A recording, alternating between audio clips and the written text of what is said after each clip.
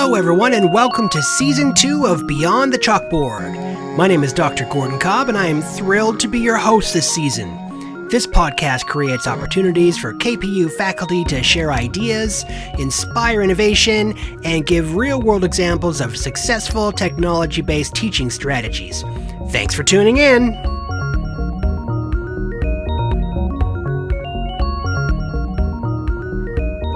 On Episode 1 of Beyond the Chalkboard Season 2, I am talking with Candy Ho, a faculty member in the Educational Studies Department at KPU, where she teaches the courses Introduction to Higher Education and Post-University Transition.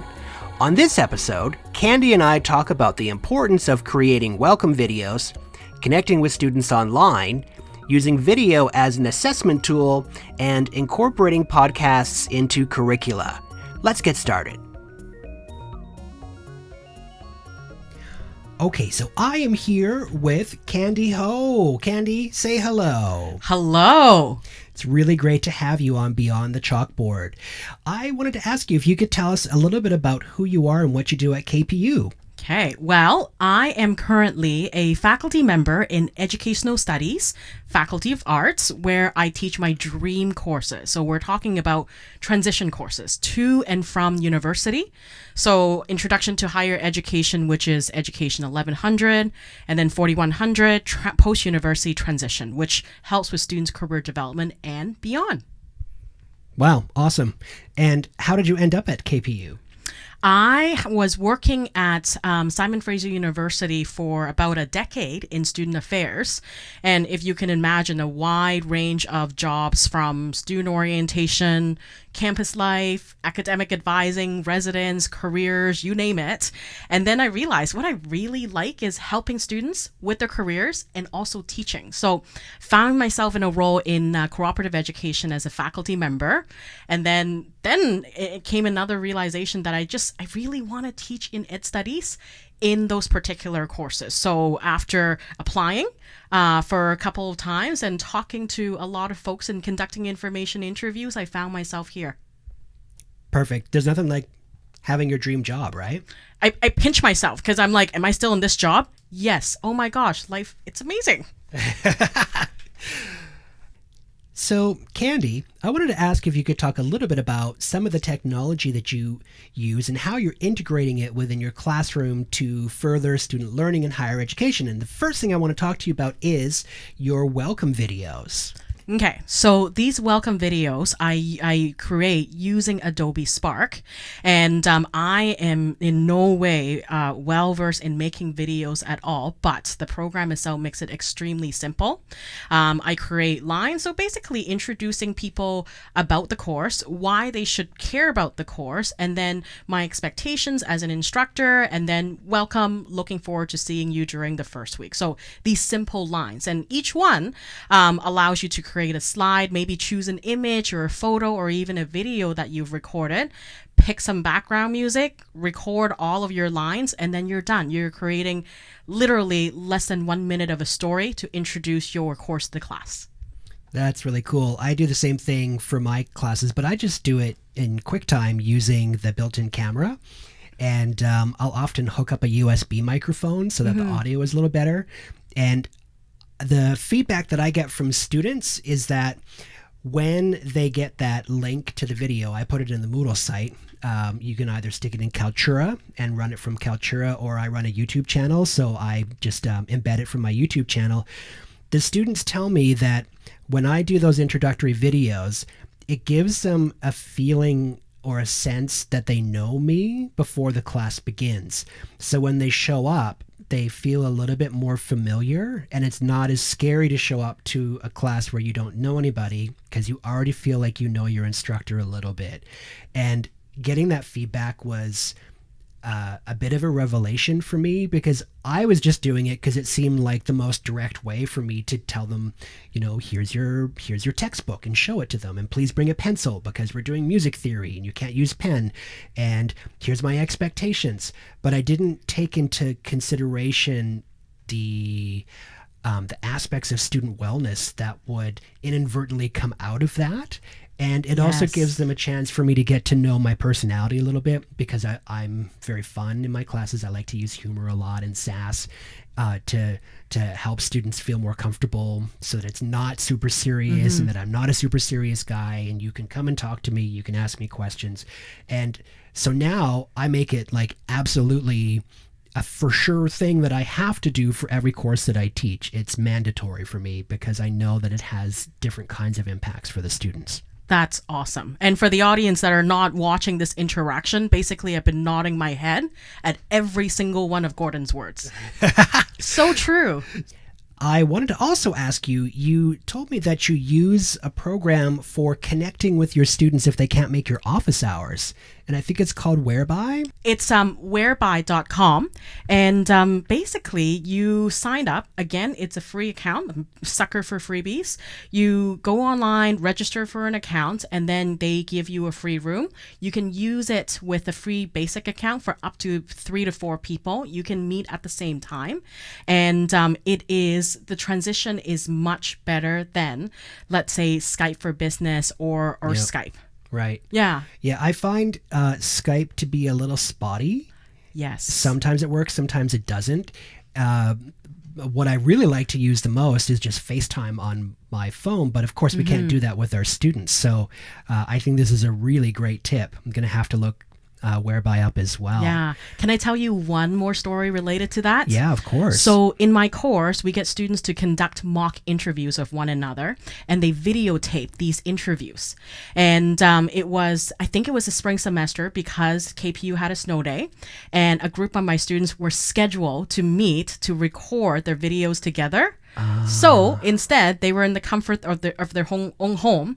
They were dressed up in suits and conducting these interviews, and I watched the recording. That's so cool. How many people can interact at one time? Up to 4, I believe, but definitely 3. Wow, so they just show up on the screen. Mm-hmm. That's pretty awesome. I know that there's a Google product that does that, but we try to stay away from Google products because the information is stored in the US. So Yes. Okay, the next thing I want to talk about is the way that you use QuickTime. I know that I use QuickTime, so I'm a Mac user, and Candy, you're a Mac user. Yeah, so QuickTime, from time to time, I also record video lectures just in case. Again, I think there was another snow day, which we had to cancel class. So instead of making up for lost time, I just quickly created an online lecture. Students can view it. It's already up on Moodle, and it's a Kaltura Media video item, so it's easy to download and upload. And then I also use QuickTime to mark e-portfolios, which is a big assignment in my career development class. So as I scroll through, I use the screen capture option. So screen capture a student's portfolio, and as I scroll through, they would hear my comments. They would know what I'm looking at, how I'm tracking it, and give them, I guess, in a sense, real-time feedback as I'm marking.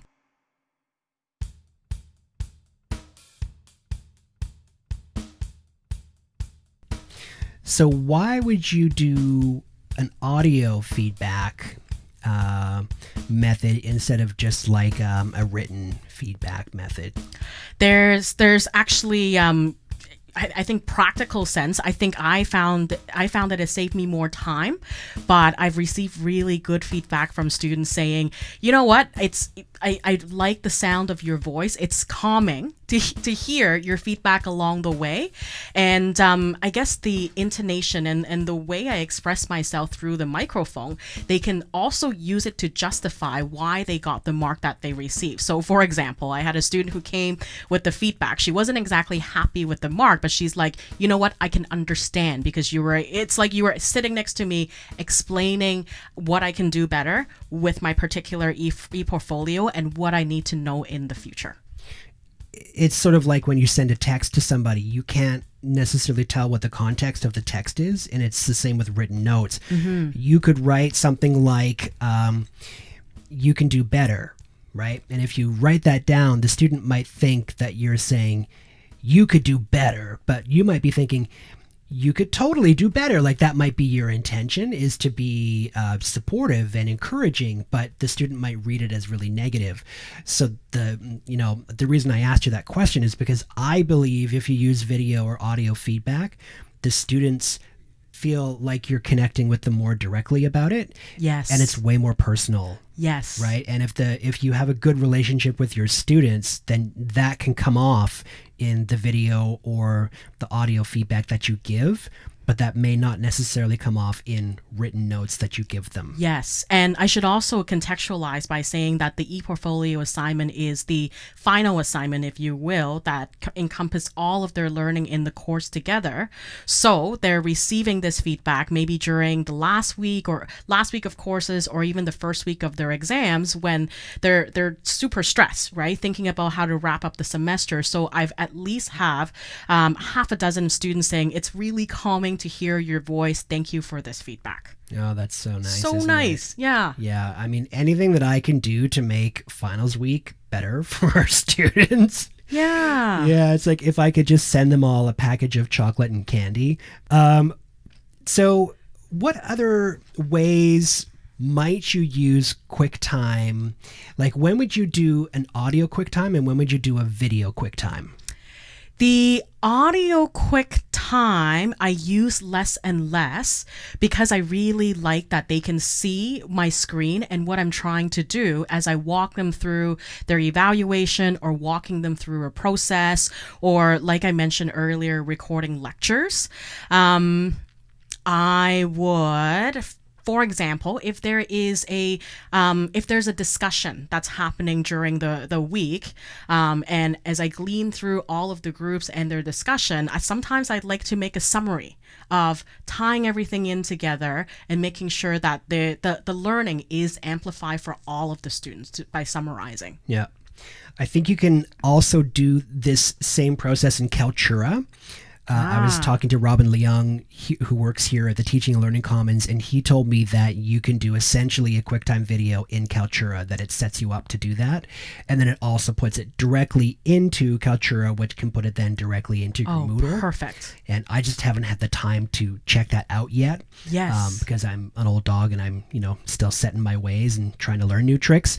But I think I'm going to try that because I think it'll essentially just use the same camera that QuickTime does on your computer, but it'll put it directly into your Moodle, which saves you a step. Exactly, because the uploading, sometimes depending on the size of the file, it takes a long time. So that's great. Thanks for the tip. Yeah, we'll have to check that out together. Yeah. And thanks, Robin. Yeah, shout out to Robin Leung.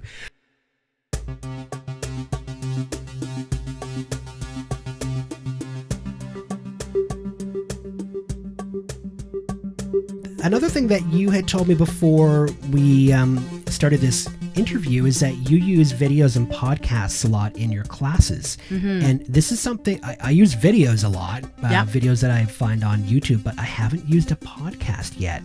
So tell me how you do that in your class. Unpack that for me. Yeah. Okay. So I should start by saying that I am a podcast junkie. I like to relax. When I relax, let's say if I'm doing chores, actually, no, that's the opposite of relax. It's because I need to be doing something, listening to something as I'm doing chores. Podcasts are naturally a good way to do that. And because I have a 45-minute commute to and from campus, I also need to be listening to something. So I listen to a lot of it. HBR, Ideas Cast is my go-to, along with any of the TED Talks. So whenever I hear something that could be really relevant, because everything is relevant to career development, I try to capture it in no more than, let's say, between 3 to 5 minutes, because that's how much of the attention span of our students are these days. Yeah. And I play it for them. And I've just started to experiment, and I have introduced 2 podcasts along the way. And what I do is I get them to listen, but also get them to take notes or draw or think of things that really resonate with them. And then after playing the podcast, then I get them to do a 1 minute or 30-second quick write on what did you just listen to? How is it related to the course, the objective that we're trying to accomplish that week? And how is it related to their own career development and their situation? Wow. That's pretty cool. Yeah. So the one that I sent you, the one I had in mind was the art of the interview, because that particular week we would be doing information interviews. And the story that this podcast, the person who is who's being interviewed is trying to show the host on how he goes about meeting people, meeting random strangers on the train and getting to know their life story, because I believe he's got a journalist background. Right. And so where do we find that podcast? HBR Ideas Cast. It's called The Art of the Interview. And what does HBR stand for? Harvard Business Review. I think what's happening is the podcast world is just exploding. And there's so many celebrities and, scholars who are hosting podcasts now, because you can actually monetize them and start to make a living off your podcast. Yeah. So, maybe it's just new to me, but it feels like the world of the podcast has really come into popular culture in a way that it maybe hadn't a few years ago. What do you think? Yeah. Well, you're right, because it's only in the recent years that I've started listening to podcasts, or everybody has a podcast, or people that I know are really into it. But I also think our lifestyle kind of lends itself to that. So not trying to not have as much screen time as possible. Trying to defriend Netflix, for example, means that, okay, maybe I need to be engaged with something else, and podcasts could be a potentially really good solution to that. I don't have any insight on the monetizing, although I'm beginning to see that as a trend, because I'm noticing a lot more ads in breaks during the podcast, and I'm like, You're trying to sell me something again. I see that. Yeah, for sure, because my YouTube channel monetizes, and so I make money off the channel. And so it makes sense that, of course, your podcast, it's just going to stream, and it's going to make money as well. Have you ever thought about doing a podcast as an assignment for your students?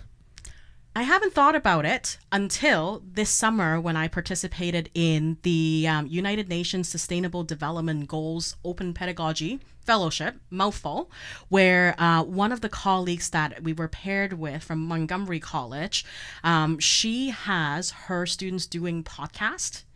And because part of the process is getting students to do a podcast on something that they care about, they're responsible for looking up the materials, researching, and making sure that whichever sources that they're going to are credible. So evaluating that, and then bringing together all of the information in a coherent fashion in the podcast. So she's got a lot of success. Yeah, I guess if it's a podcast and you're putting it online, you really want to make sure your sources are credible, because it's going to have a life of its own. It's I did a project with Dr. Jocelyn Limburner here in the psychology department. Do you know Jocelyn? I just had a meeting with her this afternoon. Yeah, she's amazing, isn't she? Yes, she is. Yes. Shout out to Jocelyn Limburner. Hi, Jocelyn.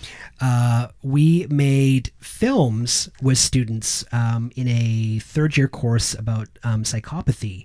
And so the students were creating films that were based on topics that they were covering in the class, or they had learned about in their 3 years in the psychology department. And the feedback that I got from the students is that we like this better than a paper, because even though it is in many ways similar to making a paper, you have to do research and you have to write a document, and then in this case we're just filming it, but that goes online and connects with people that we don't even know, and it might help them. And so that work that we've done has a real purpose in the real world, as compared to a paper that gets written, read by a teacher, and then either recycled or given back to you, and it doesn't connect you with anybody, it doesn't help anybody except for, me, the person who wrote it. Yes. And so I'm thinking podcasts might do the same sort of thing. It's a renewable assignment in and of itself. And you've sparked an idea for me, because for our 4100 course, Career University Transition course, students are asked to look at their family history, so their family background, any trends and patterns that are related to occupational choices, and then they're asked to also look forward by conducting information interviews with individuals whose career or occupations that they admire, that they want to go into. in the past, it's been the only choice of, I guess, submission has been reflection papers. Yeah. But we're expanding that to include video submissions. You can do a class presentation because chances are you've got other students that might be interested in your interviews and your background. Infographic. And I think when I go home now, I'm going to add podcast. Wow, that's great. And, the more autonomy you give your students, the more safe they feel in the course because they feel like they have some choice. And just having a little bit of choice makes such a big difference. And maybe you don't want to write a paper. Maybe you're a visual artist and you want to do a collage. Or you're a vocalist, or you're a writer and you're an aspiring podcaster, and now you get to do a podcast. There's going to be so much more buy-in when you get to choose how to deliver an assignment. Yeah. I think And that's a when they great care idea. about something, the quality is always guaranteed to be a lot better. Yeah, there's ownership Yeah. in that process. Excellent. Okay, so I thought we could start the rapid fire segment. Are All you right. ready? I am ready. Okay, here we go. Favorite piece of hardware? My Snowball USB microphone, which you have just taught me how to use better. Perfect. PC or Mac? Mac. Obviously. Sweet or savory? You can tell from my name that it's sweet. Favorite movie? Lots of Marvel movies are my favorite, but Yes. currently King's Speech comes to mind. Oh, wow. Yeah, an oldie but a goodie. Out of left field. King's Speech. Soundtrack. Something about the soundtrack. Excellent. In a Disney animated film, who do you usually like better, the hero or the villain? I was thinking the villain that turned heroes, Oh, right? Like there are a few of them. redemption. Yeah. Okay. Wow. If you could have a superpower, what would it be? I think I'm currently honing. So in the career development world, we believe that career development is a superpower. So I'm working on that right now. Okay. Yeah, it's coming soon to a theater near you. If you were an existing superhero, who would you be? Captain Marvel. Nice. Yes, I love that Captain Marvel was cast as a woman. Didn't you love my that? gosh, yes. Uh-huh. Fell in love with her this summer. Yeah, she's so good. Yeah. So good. If you weren't in your current vocation here at KPU, what other career path might you have taken? Okay, you're wearing a jigsaw puzzle shirt. It's been my all-time favorite childhood activity. So my dream career would be a jigsaw puzzle assembler if they have such jobs. That's a great dream. I'd love to get paid to do this. Yeah. Yeah. I'm a puzzler. Name one of your heroes. So the person who said career development is a superpower, Serena Hopkins is my hero. She's the executive director of the Canadian Career Development Foundation. Oh, wow. Okay. Shout out to... Serena Hopkins. Okay, hopefully she'll hear this. Who was your favorite childhood teacher? It's my dad who taught me how to manipulate paper into really cool origami objects. Aw. Yeah. Wow. Your dad. I didn't expect that. That's nice. Hashtag 10 tears. Who was your favorite university professor? I'm going to go with my amazing doctoral supervisor, Chris Magnuson, who also taught me about career development and how to integrate it in life design. Who is connected to my supervisor, Dr. Susan O'Neill, who is my hero. Thank you, Susie, for everything. What do you love most about your job? Well, aside from teaching my dream courses, it's the ability to have, to be able to work with fellow faculty and staff who are passionate about what they do. And really, the cool thing is I get to choose the sandboxes I can play with and the people that I get to hang out with. Nice. What do you love most about KPU? The community. I think the fact that you can say hi to everybody as you're walking across, or at least smile. I think people are very open-minded here, and being able to teach in the small class size of maximum 35 students really really help you get to build that community yourself and help be part of that community that welcomes students. Very nice. Wow.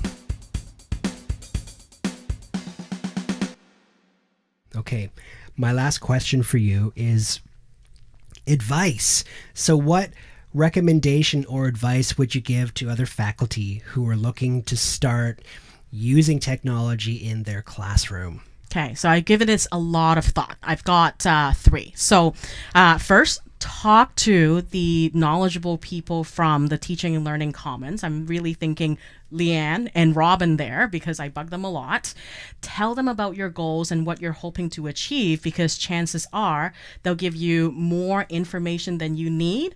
And here's the other thing I really liked about them is because they're natural connectors, they will say, oh, so-and-so is trying to do this. Why don't you go talk to them? So effectively, you've just found a sandbox and somebody's already playing and starting that. So you're never really starting from scratch, which also is one of the things that I really like about KPU. The last one is a 2-parter. So be a learner, but also involve students as part of the learning process. So being a learner means that, yeah, we're educators, but we're not often the people who have the expertise and knowledge. So be vulnerable, be open about that, and failure is okay.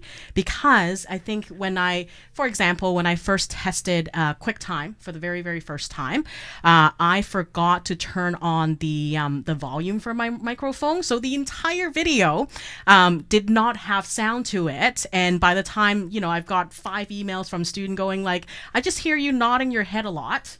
So we had a laughing, ha ha ha moment.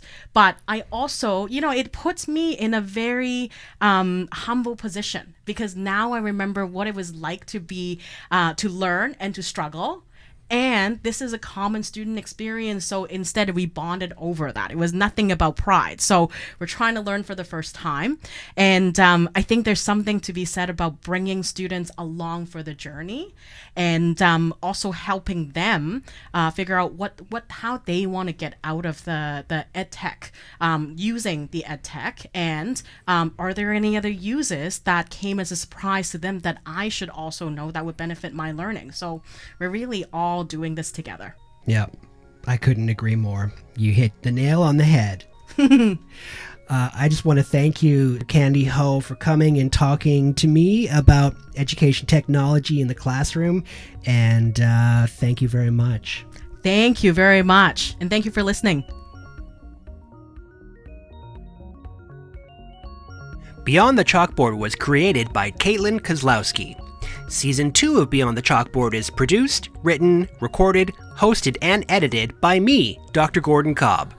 For more information about educational technology at KPU, please visit the Teaching and Learning Commons website, or follow us on our blog site, Friday Morning Coffee, our Twitter site, or our newsletter series, all of which can be found on our website at kpu.ca/teaching-and-learning.